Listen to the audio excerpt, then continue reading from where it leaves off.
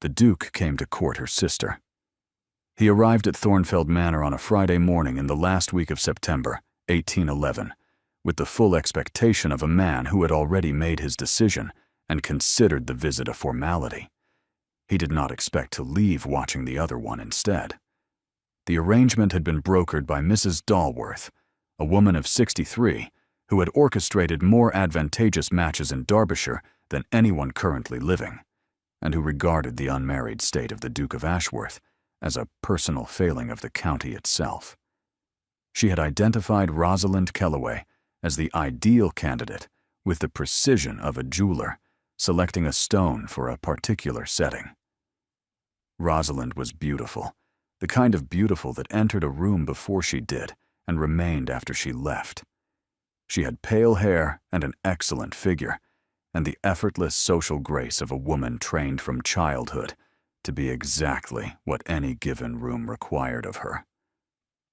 She sang. She painted watercolors. She was, by every available measure, perfect. Her father, Clement Kellaway, had built his fortune in textile manufacturing, Lancashire mills, shrewd contracts, a talent for occupying the correct market 6 months before anyone else recognized it existed. The fortune was substantial and new. The manor was not. Thornfeld had been purchased 3 years prior, a Derbyshire estate of considerable beauty and respectable lineage, the kind of property that announced to the county, "We intend to stay." The Duke of Ashworth, Soren Vole, was 31, unmarried, and in possession of an estate that had been in his family since the reign of Henry VII, but had been in financial decline since approximately the reign of his father, who had possessed extraordinary taste and no fiscal restraint whatsoever. The debts were not ruinous, they were persistent, and they carried the cumulative weight of things deferred rather than resolved.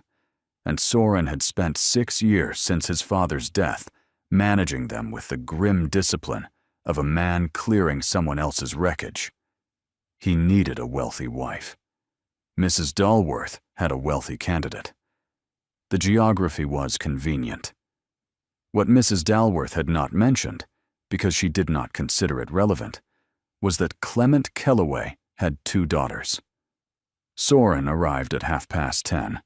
The house was handsome, Georgian, well kept, the grounds showing the careful attention of an owner who understood that land was tended, not merely held. He noted this the way he noted everything, quietly, precisely, and before anyone had opened their mouth to tell him what to think. He was shown to the drawing room. Kellaway was there, solid and direct, with the handshake of a man who had spent 40 years in rooms where handshakes were contracts. Mrs. Dalworth was arranged on the settee with the supervisory precision of a conductor who trusted her musicians but kept the baton visible. And Rosalind was standing by the window in pale blue, a mourning dress selected, he understood immediately, for exactly this effect. She curtsied with technical perfection. She smiled with calibrated warmth. "Your Grace," Rosalind said. "Miss Kellaway," he said. And then the door opened, and the other daughter walked in. She came through the door with a stack of ledgers under one arm and a pen still in her hand, and she was halfway across the room before she registered that it contained 4 people and a social occasion she had not been informed of. She stopped. She was not beautiful in the way Rosalind was beautiful. She was striking in a different register. Dark hair pulled back with the efficiency of someone who considered hairstyling an obstacle to work, a dress of deep burgundy chosen for function rather than impression, and eyes that catalogued the room with the rapid attention of a person taking inventory. Those eyes landed on him and held. "Ah," Kellaway said, "Your Grace. My elder daughter, Jessamine." Among other things, Jessamine said. She shifted the ledgers. She did not curtsy. "Your Grace." "Jessamine is fine," she said. "There are 2 of us. Precision is useful." Something moved at the edge of his attention, not the words, but the architecture behind them. A social complexity solved in a single sentence without apology or performance. At luncheon, she sat across from him and said very little. Once, during a pause, she said without looking up, "The Ashworth Bridge at Cordon. Has the county approved the repair funding, or is it still in committee?" Still in committee. The south abutment has been deteriorating for 2 seasons. If it fails before winter, the freight route diverts through Hartswell, 4 additional miles and a toll. Kellaway cleared his throat. Mrs. Dalworth's expression underwent a subtle adjustment. Rosalind continued to smile. Soren thought, "She knows my bridge." The private interview took place in Kellaway's study. Rosalind sat across from him, composed and prepared.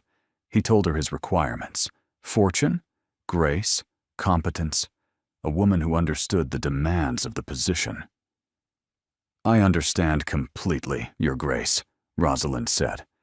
Her smile did not waver. He left Thornfeld at 4 o'clock. It was not that Rosalind was wrong. She was, by every measure he had established, exactly right. It was that the woman with the ledgers had known about his bridge. He returned to Thornfeld the following Tuesday, which was sooner than Mrs. Dalworth had recommended, and sooner than propriety strictly required. And he told himself it was because the matter was time-sensitive, and decisions of this nature benefited from momentum. He did not tell himself it was because of the bridge at Cordon, or the ledgers, or the burgundy dress, or the voice that used words for information rather than atmosphere. He was not going to examine those details. He was here for Rosalind. The arrangement was with Rosalind. The fortune that would repair the Ashworth roof and settle the last of his father's creditors and restore the tenant cottages deteriorating since before his inheritance. That fortune was attached to Rosalind. He arrived at 11. He was shown to the drawing room. Mrs. Dalworth was there. Kellaway was there. Rosalind was there, in primrose yellow this time, positioned by the same window with the same immaculate warmth. Jessamine was not there. He noticed her absence the way one notices a sound that has stopped, not immediately, but with a growing awareness that something previously present had been removed, and the room was altered without it. "Miss Jessamine is occupied this morning," Kellaway said, reading something in the Duke's expression that the Duke had not intended to display. "The quarterly accounts." "Of course," Soren said. The morning proceeded. He walked the grounds with Rosalind and Mrs. Dalworth, and Rosalind was charming about the gardens and knowledgeable about her father's improvements, and her hand on his arm was light and correct, and everything about the morning was exactly as it should have been. And then, on the path along the eastern boundary, he saw Jessamine. She was in the far field, beyond the ornamental gardens, in a part of the estate that visitors were not shown. She was on horseback, not side saddle, he noted, and she was with a man he recognized as a land surveyor, and they were standing at the edge of a drainage channel, and she was pointing at something on the survey map with the focused authority of a person solving a problem that mattered to her. She had not seen him. She was not performing for anyone. She was simply working. He watched her for 4 seconds, longer than the pause in the walk could naturally accommodate, and then turned back to Rosalind, who was saying something about the roses, and who had seen exactly where he had been looking, and whose smile, for the first time since he had met her, contained something other than calibrated warmth. It contained the faintest edge of a question she was never going to ask. The courtship of Rosalind Kellaway proceeded through October with the mechanical regularity of a well-managed campaign. Soren visited Thornfeld every Thursday. Mrs. Dalworth arranged each occasion with the strategic precision of a woman who believed that predictability bred comfort, and comfort bred commitment. There were walks in the grounds. There were afternoon teas. There were conversations about the season and the county and the future of the Ashworth estate that were perfectly pleasant and perfectly adequate, and left him each Thursday evening on the ride back to Ashworth Hall with the particular restlessness of a man who had eaten a full meal and was still, somehow, hungry. Rosalind was faultless. This was the problem, though he would not have called it a problem. She agreed with his observations. She deferred to his judgment on matters of the estate.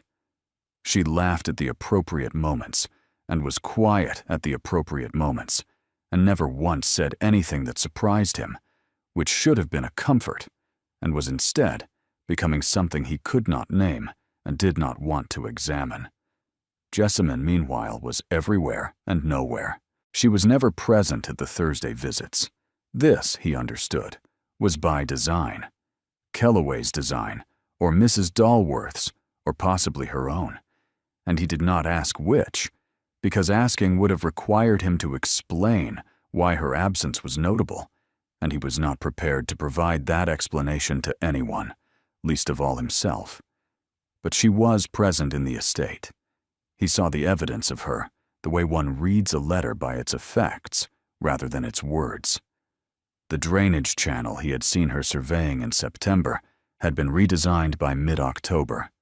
He learned this from Kellaway during a Thursday visit, mentioned in passing, the way significant things were often mentioned. The tenant cottages on the Thornfeld north boundary had been re-roofed. The quarterly accounts, which Kellaway referenced once with the understated pride of a father who knew what he had, were apparently ahead of projection for the third consecutive year. Jessamine handles the accounts, Kellaway said, in the same tone a man might use to say the sun handles the daylight. Soren said nothing. He noted it with the quiet, precise attention he brought to everything, and he filed it alongside the bridge at Cordon and the drainage channel and the survey map and the woman on horseback who had not been performing for anyone. On the second Thursday of October, the pattern broke. He arrived at Thornfeld at 11, as usual, and was shown to the drawing room, as usual. And Mrs. Dalworth was there, and Kellaway was there, and Rosalind was there in autumn gold by her window. And Jessamine was there. She was sitting at the writing desk in the far corner of the room, with a ledger open and a letter half written. And she looked up when he entered. Working, interrupted, deciding in real time how much of her attention the interruption warranted. "Your Grace," she said. "Miss Jessamine," he said. She held his gaze for one beat, not the assessing look from their first meeting, but something more settled than that. Something more settled. An assessment already completed. His presence acknowledged with the minimum social investment required before returning to work. She returned to work. He spent the next 90 minutes in conversation with Rosalind about the winter social calendar, while Jessamine's pen scratched steadily in the corner of the room. And he was aware of that sound, the way a man standing near a hearth is aware of the fire. Not looking at it directly, not acknowledging its warmth, but oriented toward it nonetheless. At one point, Kellaway mentioned the Ashworth Bridge. "The committee approved the funding last week," Soren said. "Repairs begin in November." He had not been looking at Jessamine when he said it, but he had been speaking to her. He knew it. And from the brief, almost imperceptible pause in the scratching of her pen, she knew it too. November arrived with the first hard frost, and that quality of Derbyshire light that made everything look carved from the same pale stone. The bridge repairs at Cordon had begun, and Soren was there on a Monday morning to review the progress with his steward, because he was a man who reviewed things personally, and because the bridge mattered, and because, though he would not have said this aloud, it was the bridge that had first told him something important, and he wanted to see it handled correctly. He was examining the new abutment stonework when he heard hooves on the lane above. Jessamine came down the Cordon Road on a bay mare at a working pace, not a social ride, but the purposeful movement of a woman going somewhere specific for a reason that had nothing to do with chance. She was carrying a leather folio, and she pulled up when she saw him with composed directness. She dismounted efficiently, without waiting for assistance, and walked to the edge of the bank. "The limestone is local," she said. Brockworth Quarry. Yes. Good. The previous abutment was sandstone, which is why it failed. Sandstone absorbs water. In a frost cycle, it fractures from the inside. She met his eyes. You knew this. I knew this. Then why did your father's steward use sandstone in the first repair? The question landed with the precision of a surveyor's stake. Direct, grounded, and exactly where it needed to be. It was not an accusation. She saw inefficiency as a personal affront, and she wanted to understand its origin. He answered her honestly, because dishonesty in her presence felt structurally impossible. Because my father's steward chose materials based on cost rather than suitability, he said. And my father did not question him, because my father did not question expenditures of any kind, which is the reason I am standing at this bridge, reviewing stonework, instead of attending to the 40 other matters that require my attention this morning. It was more than he had intended to say, considerably more than he had told anyone about his father's financial legacy, including his own steward, including Mrs. Dalworth. She did not offer sympathy. She was not a woman who deployed sympathy as a social reflex. What crossed her face was recognition. The steady regard of a person who understood inherited problems and the particular weight of solving them without help.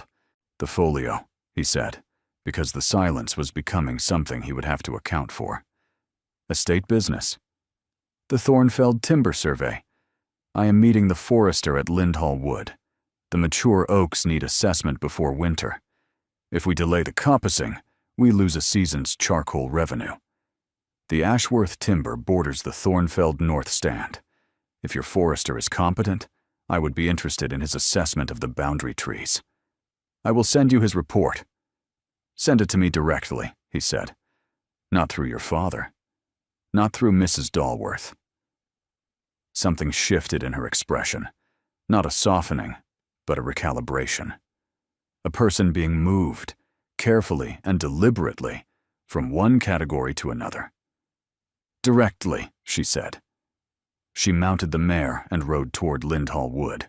He watched her go for 5 seconds longer than any professional interest in timber surveys could justify, then turned back to the bridge and the steward, who was waiting with the patience of a man who had noticed everything and intended to say nothing. The forester's report arrived at Ashworth Hall on Thursday morning.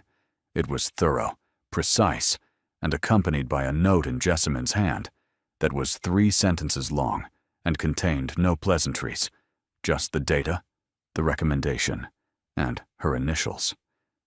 He read the note twice. He read the report once. He put the note in the top drawer of his desk, where he kept correspondence that required further consideration. He told himself this was about the timber. The forester's report led to a second letter. The second letter led to a reply. The reply led to a question about the Thornfeld drainage redesign, which led to a detailed response that included a hand-drawn diagram of the new channel gradient, which led to a counter-question about the Ashworth South Meadow irrigation, which led to a correspondence that neither of them had planned, and neither of them was willing to interrupt. The letters were professional. They were specific. They were about land and timber and water management and the practical realities of running neighboring estates in Derbyshire, and they were entirely correct, and they arrived with a frequency that was not entirely correct. Every 2 or 3 days, sometimes daily, always in her hand rather than a secretary's, always signed with her initials rather than her full name, which was a small informality that he noticed and did not mention and did not want to stop. He continued to visit Thornfeld on Thursdays. He continued to sit with Rosalind in the drawing room and walk with her in the grounds and discuss the winter season and the county society and the future that Mrs. Dalworth was constructing for them with the architectural patience of a cathedral builder. Rosalind continued to be graceful and agreeable and perfectly suited to everything he had asked for. And twice a week, sometimes 3 times, a letter arrived from Jessamine about drainage, or timber, or the county road fund, or the price of Derbyshire wool, and he answered every one, and his answers grew longer as November deepened, and hers grew longer in return, and at no point did either of them write a single word about what was actually happening. The first time they were alone together without planning it was on a Wednesday in the 3rd week of November. He was riding the Ashworth boundary, the northern edge, where his land ran against the Thornfeld timber, and she was at the boundary gate, on foot, with the forester and a measuring chain, surveying the mature oaks they had discussed in the letters. She saw him before he reached the gate. She dismissed the forester with a word and a gesture that spoke of natural authority, and she was standing at the boundary when he arrived, with the measuring chain over one arm and her breath visible in the November cold. "Your Grace," she said. "Miss Jessamine." He dismounted. They stood on opposite sides of the boundary gate, his land, her land, the oak trees older than both families' claims, standing above them with the serene indifference of things that had been there long before either estate existed and would be there long after. "The boundary oaks," she said. "3 of them are on the Thornfeld side. 2 are on yours. The 7th," she pointed to the largest, a tree of considerable age and presence that stood almost exactly on the property line, "is disputed." "Disputed?" he said. "The Thornfeld deed places it 6 feet inside our boundary. The Ashworth estate map from 1762 places it 4 feet inside yours. The tree itself, being a tree, has no opinion on the matter." He watched her. Something happened at the corner of his mouth that he suppressed before it became a smile, but not quickly enough, and she saw it. And something happened at the corner of her mouth in response that she did not suppress at all. It was the first time he had seen her smile. It was not Rosalind's smile, not calibrated, not designed to make a room comfortable. It was sharp and quick and real, the expression of genuine pleasure at her own joke, and she did not care whether it was appropriate. He found it, against every rational assessment of his situation, devastating. "I propose," he said, and heard the word land differently than he had intended, "that we engage a surveyor to resolve the boundary question.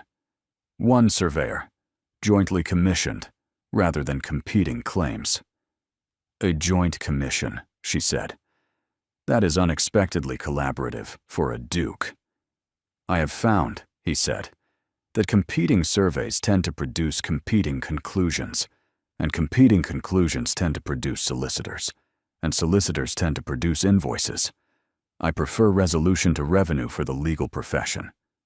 She regarded him with the expression that was becoming familiar, the one that said she was filing something away for later analysis, something about him that did not fit the category she had originally assigned. "I accept the proposal," she said, "on the condition that I select the surveyor." "On what basis?" "On the basis that I have engaged 4 surveyors in the past 2 years, and know which ones are competent. And you have engaged your father's steward for the past 6 years, and know which stonework fails in a frost." The silence that followed was not uncomfortable.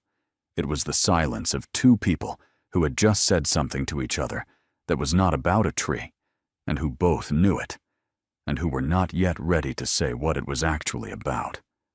"Agreed," he said. She extended her hand across the boundary gate. He took it, a working hand in a glove that was well made and ink-stained at the index finger, and shook it with the grip of a man who was beginning to understand that the arrangement he had come to Thornfeld to make was not the arrangement he was actually making. "Good morning, Your Grace." "Good morning, Miss Jessamine." She collected the measuring chain and walked back toward the Thornfeld timber line. He watched her go. He mounted his horse and rode the boundary back to Ashworth, and the oak tree stood on the property line between them, belonging to neither estate in both, and the November wind moved through its bare branches with a sound that did not care whose land it was standing on. That evening, he sat at his desk and looked at the stack of her letters, 11 now. The first about the forester's report, and the most recent about the Boundary Oaks. And he thought about the courtship of Rosalind Kellaway, which was proceeding on schedule and according to plan, and about the correspondence with Jessamine Kellaway, which was proceeding on no schedule at all and according to nothing he recognized. He thought about what it meant to visit a house every Thursday, to see one woman and spend the ride home thinking about the other. He thought about the fortune attached to Rosalind, and the debts attached to Ashworth, and the tenant cottages, and the bridge, and the roof, and the simple arithmetic of obligation. And he thought about a woman at a boundary gate who had made a joke about a tree having no opinion, and had smiled the sharp, quick, real smile, and had shaken his hand with ink on her glove.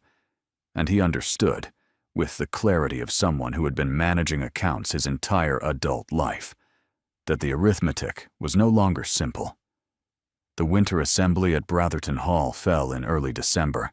50 people, the full county, the opening performance of the social calendar that would run through spring.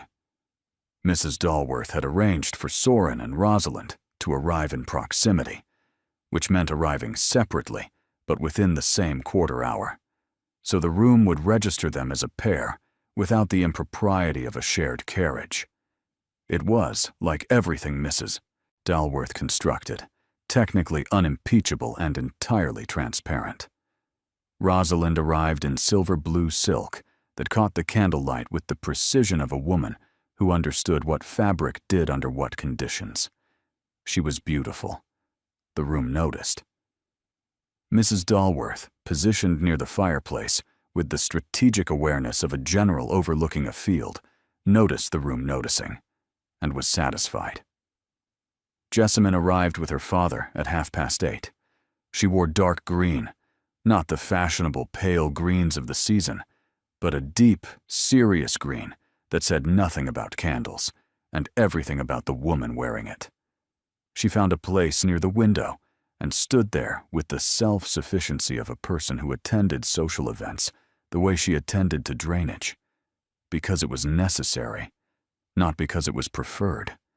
The evening proceeded through its circuits. Soren talked with the Brathertons about the winter road program.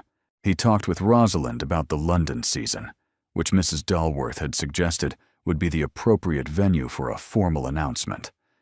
He was aware, throughout the evening, of where Jessamine was in the room, not watching her, but tracking her position with an internal compass he had not authorized and could not dismantle.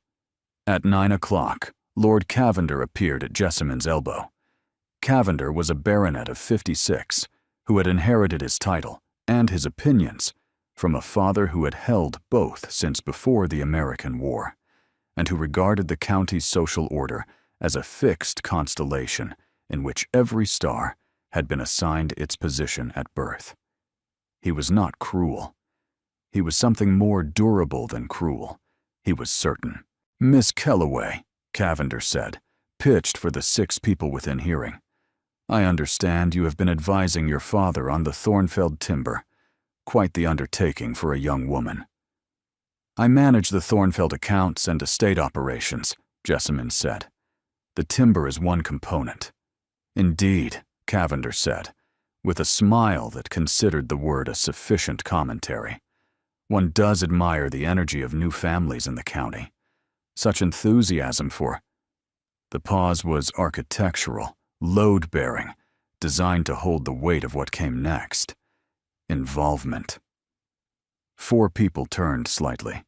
2 more adjusted their attention. The room, which had been flowing, developed a local stillness around the conversation. Jessamine had heard this before. Not these exact words, but this exact music. The melody that said, "You are new, you are commerce, you are tolerated, but not established." She was formulating her response, and her responses had the structural integrity of load-bearing walls, when she heard the Duke's voice. "The Thornfeld timber assessment," Soren said, arriving at the conversation with unhurried precision. "Identified a boundary issue my own steward had missed for 6 years. Miss Jessamine's analysis of the drainage gradient solved a flooding problem affecting Ashworth land since before my father's death. He held Cavender's gaze with the complete, focused attention that dukes possessed and baronets aspired to, the attention that carried 300 years of Derbyshire in it and understood what it weighed. The county benefits from landowners who take their property seriously and manage it competently. I should think we are all in agreement on that. He held Cavender's gaze one beat longer than the social register required, which was the aristocratic equivalent of a hand on a man's shoulder. Cavender's smile underwent a rapid restructuring. Of course. Quite so.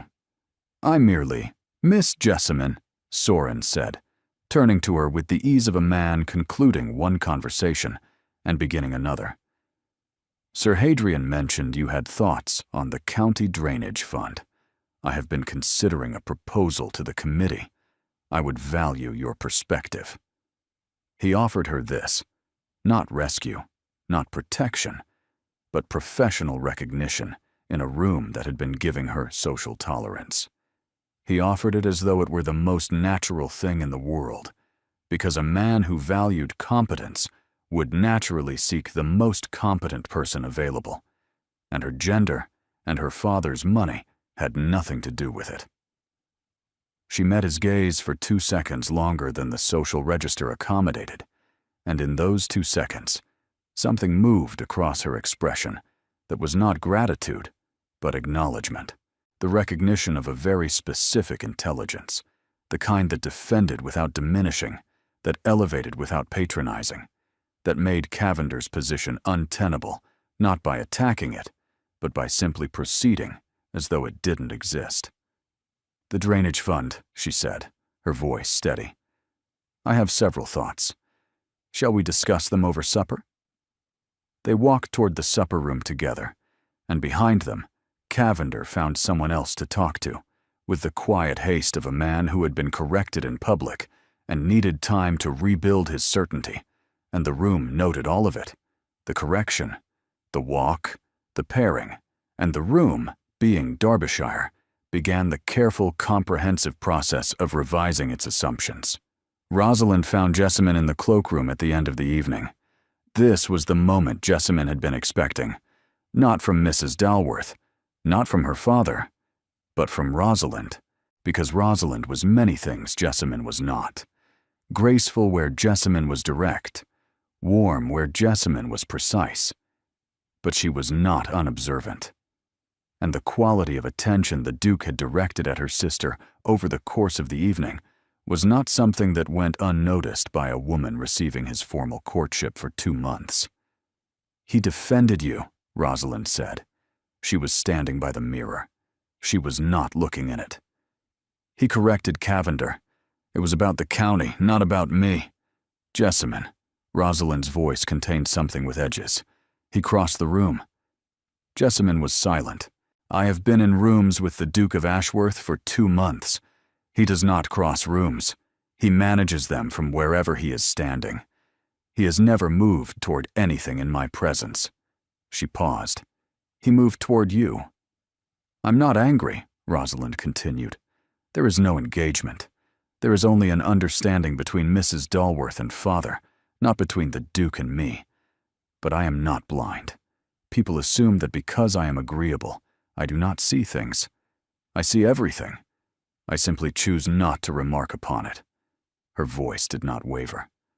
I am remarking now. I have not encouraged him, Jessamine said.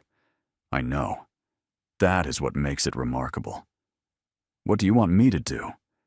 I want you to stop pretending that the letters are about drainage. 14 letters in 5 weeks, from a man who writes to his own solicitors once a month. They are not about drainage. Some of them are about drainage, Jessamine said. Rosalind almost smiled, smaller and sadder, and more genuine than anything Jessamine had seen on her sister's face in years. I will speak to Mrs. Dalworth. The understanding can be dissolved without scandal if it is done early. She held up a hand. This is not a sacrifice. I am choosing not to marry a man who crosses rooms for someone else. That is not nobility. That is arithmetic. She picked up her gloves. Tell him about the letters, not what is in them, that he should stop pretending. She left the cloakroom. Jessamine stood alone and thought about 14 letters, and a man who had crossed a room, and about a sister who had seen everything and chosen to open the door rather than stand in front of it. He came to Thornfeld on a Saturday, which was not a Thursday, which meant it was not part of the arrangement, which meant it was something else entirely, and both of them knew it before he had dismounted. Jessamine was in the East Orchard. She had been pruning the winter pears since 7 in the morning, with the focused intensity of a woman converting restlessness into productivity, which was her preferred method of managing any emotional state that did not submit to analysis. She heard the horse on the lane. She set down the pruning saw and walked to the orchard gate, because she was done pretending their meetings were accidental. He came through the gate on foot, in a riding coat that was practical rather than fashionable, the detail she always noticed, the one that told her he was here as himself rather than his title. You are pruning. Trees do not observe the social calendar. He almost smiled. She almost let him. The December morning hung between them, clear and cold and unwilling to accommodate imprecision. I came to say something, he said. She waited. I have been managing this situation as though it were a boundary dispute, something that could be resolved through correspondence and professional courtesy. And I have been wrong, and I need to say that to you before this goes any further. The courtship with Rosalind, he said. I entered it for financial reasons that were real and pressing. The Ashworth debts are real. Everything I said to Rosalind was true in the sense that the facts were accurate. He studied the nearest pear tree. But facts can be accurate and still be the wrong answer. I described what I needed as though it were a specification, and Rosalind met every specification, and I have spent 2 months understanding that meeting specifications is not the same thing as being the right person. And I have spent 2 months writing letters about drainage to a woman who was the right person from the moment she walked into the drawing room with ledgers under her arm and told me that precision was useful. Rosalind knows, Jessamine said. Something moved in his expression. She told me at Bratherton. She said you crossed the room. She said you do not cross rooms. She paused. She said the letters are not about drainage. They are not about drainage, he said. I owe Rosalind an apology, he said. A direct one. Yes. I owe your father an explanation. Yes. And I owe you the truth, which is that I came for an arrangement and found something I was not looking for, and I have been pretending not to find it because the arithmetic was simpler with Rosalind, and because I was afraid that what I actually wanted would not want me in return.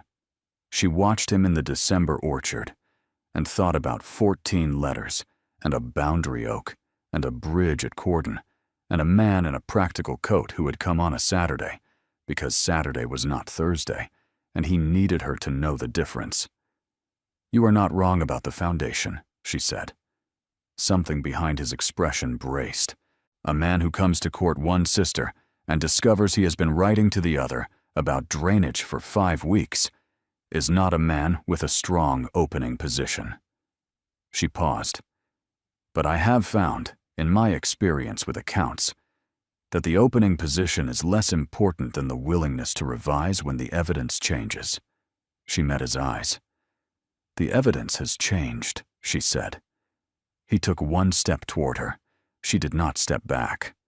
The orchard held them in the December quiet, the pear trees bare and patient above them, the pruning saw on the frozen ground. I am going to speak to your father, he said. You should speak to Rosalind first. She deserves that. Yes, she does. The pruning. Is it finished? The pruning is extensive. It will take the rest of the morning. Then I will come back this afternoon, after I have spoken to Rosalind, after I have spoken to your father. That is a great deal of speaking for one day. I have been insufficiently direct for 2 months. I intend to compensate." The corner of her mouth, the sharp, quick, real expression that was not a smile and was better than any smile he had ever been offered, appeared and held. He walked back through the orchard gate. She picked up the pruning saw and stood among the pear trees, and did not resume pruning for some time. He spoke to Rosalind first. He went to Thornfeld that afternoon, as he had said he would, and asked to see Miss Rosalind, and was shown to the drawing room, the same window, the same chair, and Rosalind was there, and she was not smiling, and the absence of the smile was a form of honesty she was offering him before he had begun. "I know why you have come," she said. Her voice was even and contained no bitterness and no warmth and no performance of any kind. It was the first time he had heard her actual voice.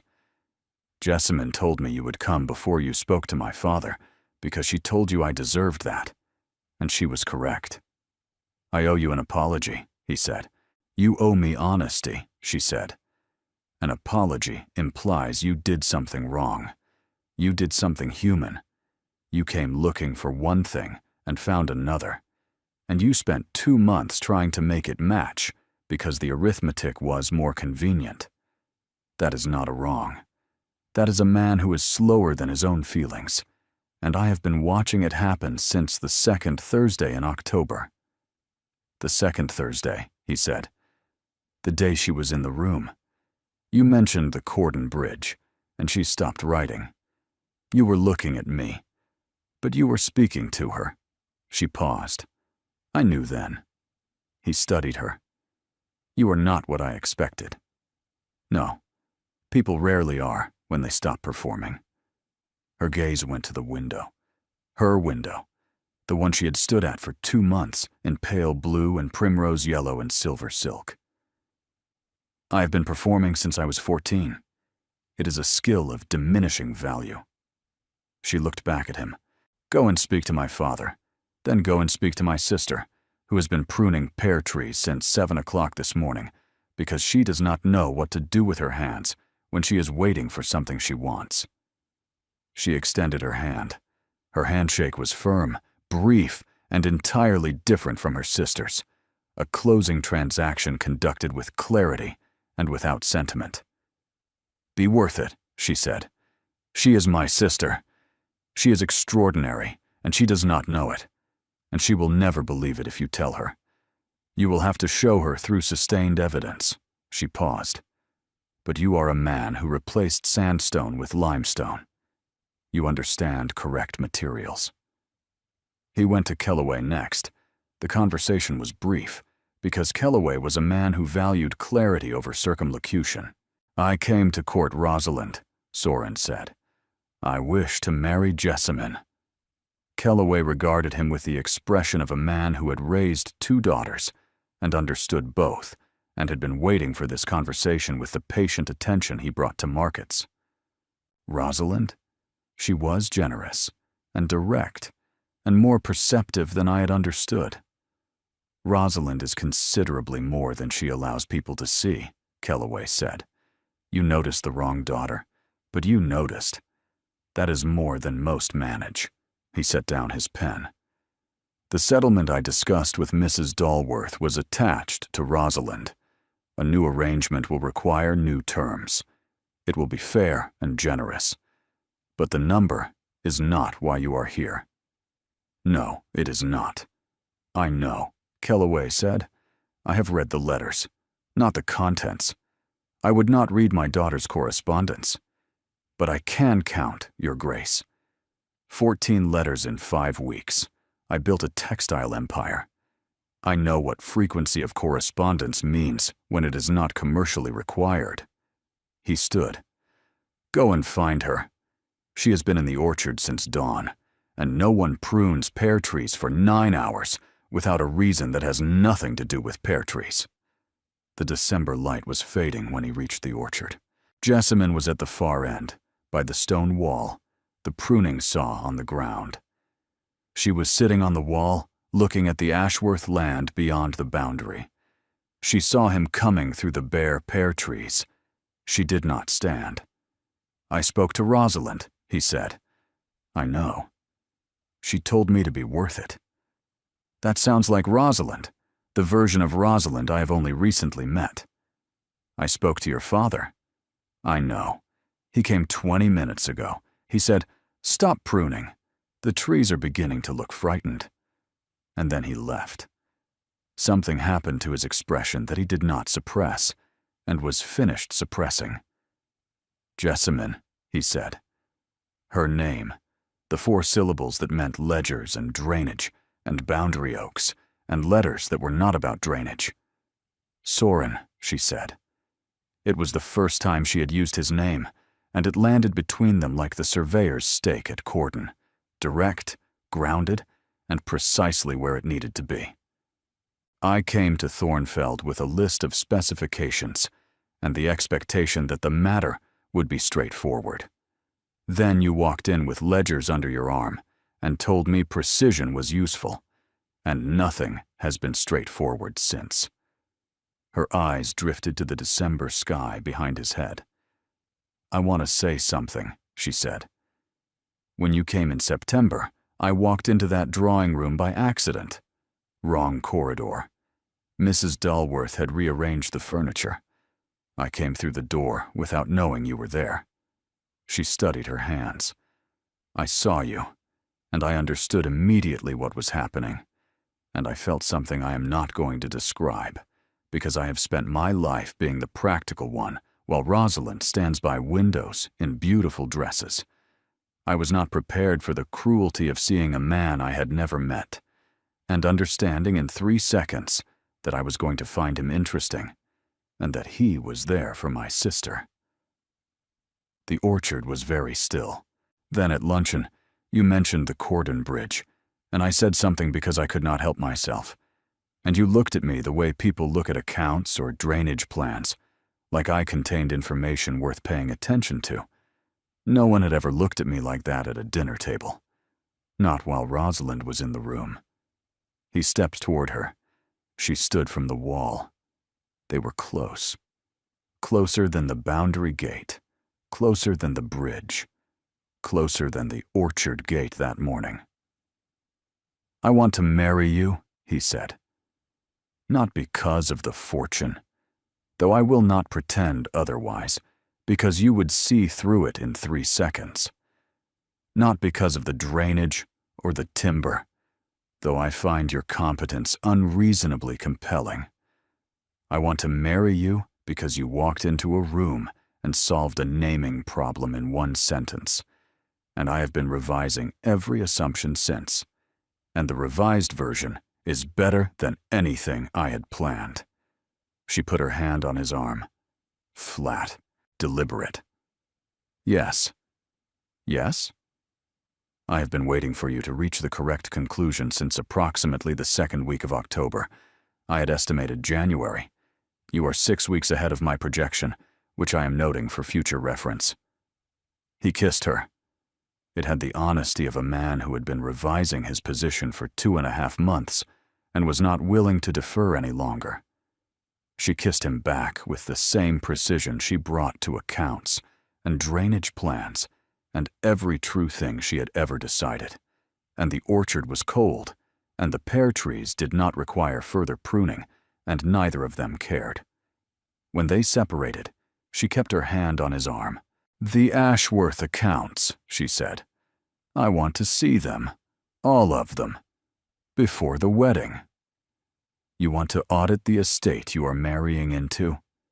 "I do not enter arrangements without reviewing the full accounts. And if they are as bad as I have suggested, then I will fix them," she said. "I have been fixing accounts since I was 16.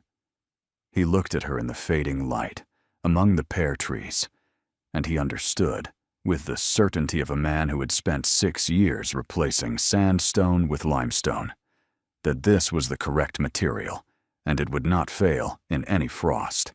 Mrs. Dalworth called on Thornfeld the following Wednesday, with the contained energy of a woman who had been informed of a development that deviated significantly from her design. She found both sisters in the drawing room, Jessamine at the writing desk, Rosalind on the settee, and Kellaway by the fire, and their expressions told her the conversation had already happened without her, which was an experience Mrs. Dalworth had not had in 30 years of arranging things and did not enjoy. "He chose you," Mrs. Dalworth said to Jessamine. "He chose correctly," Rosalind said from the settee. Her voice was calm and contained no injury. "I am not going to pretend otherwise. The Duke found what he was not looking for. I would rather he found it honestly than married me conveniently." Mrs. Dalworth studied Rosalind for a long time, with the recalibrating attention of a woman discovering that a category she had assigned at 14 required significant revision. "You are handling this remarkably," Mrs. Dalworth said. "I am handling it practically," Rosalind said, "which is something I learned from my sister, though neither of us realized it at the time." Mrs. Dalworth turned to Jessamine. She saw something she had not been looking for because she had not considered it a variable. A woman already wearing the Duke of Ashworth's future, the way she wore her working dresses, practically, without performance, and with the quiet certainty of someone who intended to make it function. "I arranged the wrong sister," Mrs. Dalworth said. "I do not often admit error, but when I do, I prefer to admit it to the person who benefited from it." "You arranged the meeting," Jessamine said. "Without the meeting, none of this would have occurred." "I arranged a meeting for Rosalind," Mrs. Dalworth said. "You arranged a meeting at which I walked through the wrong door. The result is the same. The method was simply less efficient than your usual standard." Mrs. Dalworth regarded her with the expression of a woman who had just been managed with her own tools, and who found the experience both irritating and deeply satisfying. The engagement was announced in the first week of January. Derbyshire received the news with the comprehensive attention of a county that had formed approximately 17 theories about the Thornfeld situation, none of which had involved the elder daughter. The county adjusted, not quickly, not enthusiastically, but with the methodical thoroughness of people who understood that social order occasionally required accommodation. Lady Bratherton called on Thornfeld and pronounced Jessamine surprising but sound, which from Lady Bratherton was equivalent to a full endorsement. Sir Hadrian Oak said he had suspected something and was pleased to be proven correct, which was not entirely accurate, but was graciously meant. Lord Cavender said nothing. This was noted. The engagement dinner was held at Ashworth Hall in the third week of January.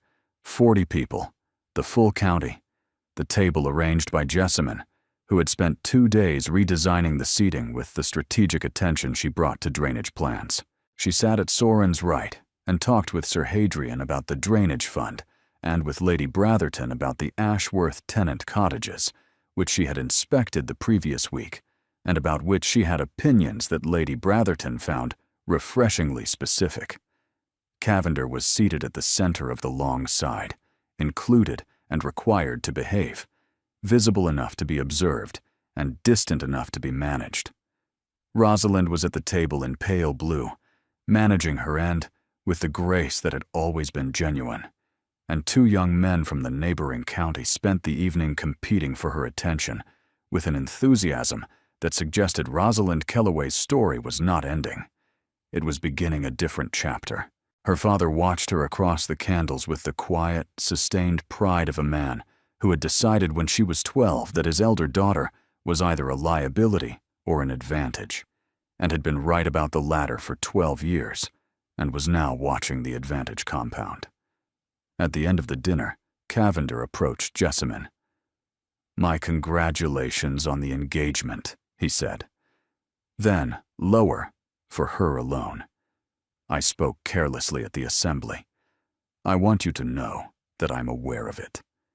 She saw something she had not expected, not contrition, but adjustment, the recalibration of a man who had encountered evidence that his fixed position required revision.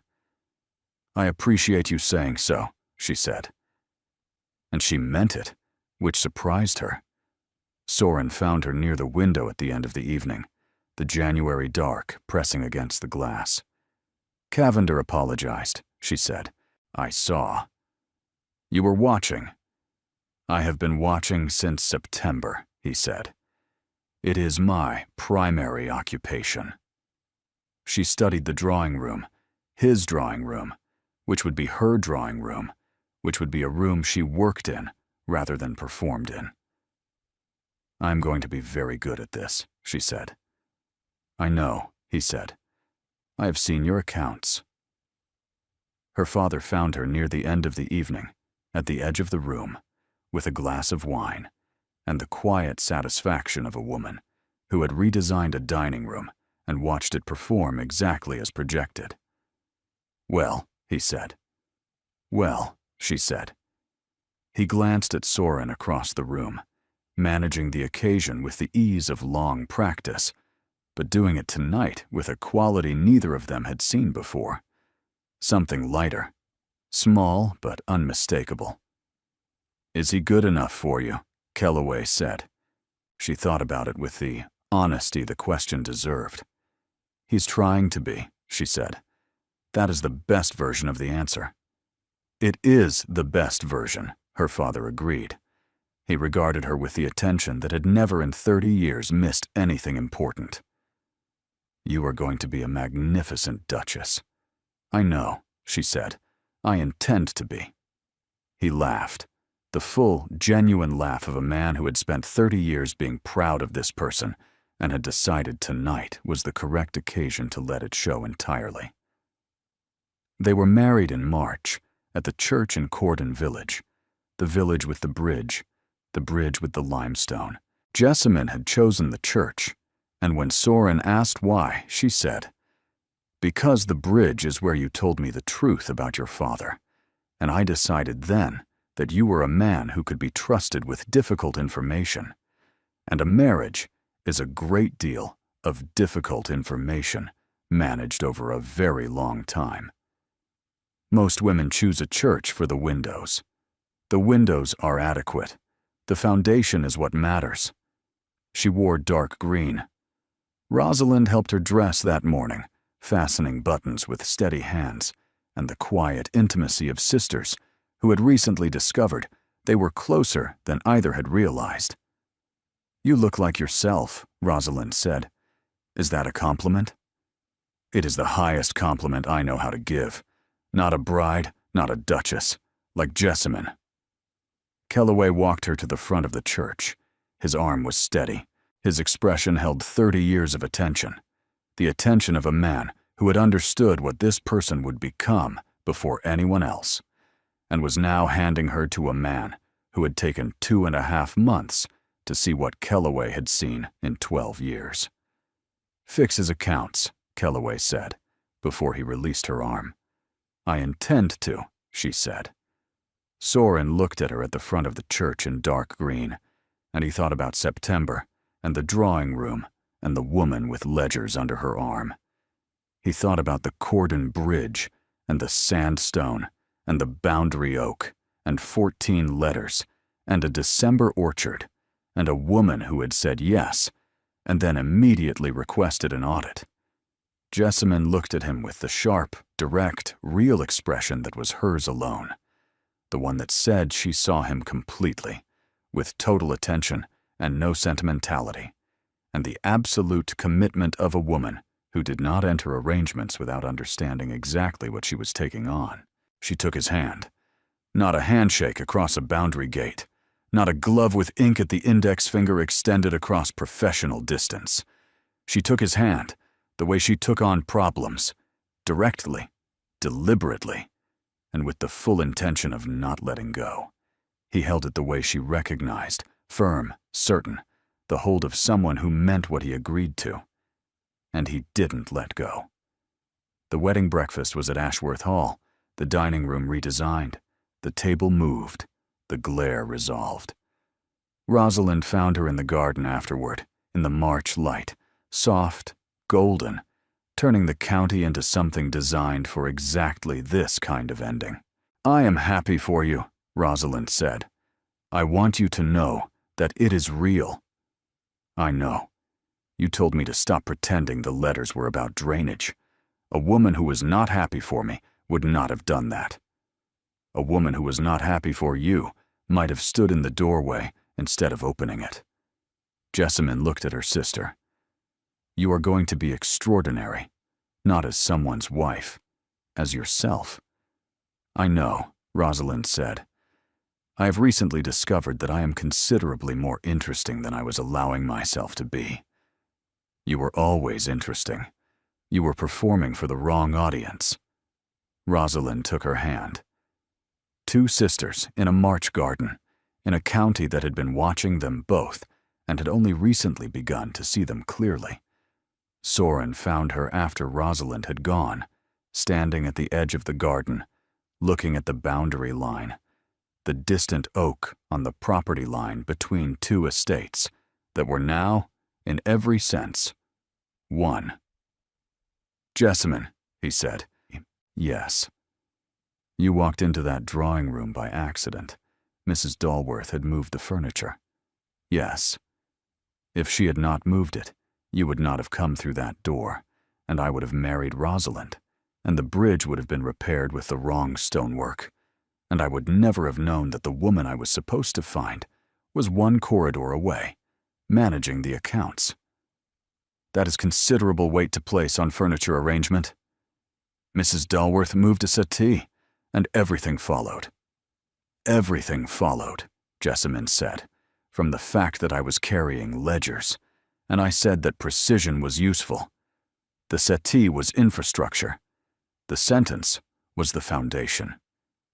She took his hand. He held it. The March evening settled around them, unhurried and indifferent to whether any of it had been part of the original arrangement. The best decisions, her father had always said, were the ones that survived an audit. This one, she knew, would hold.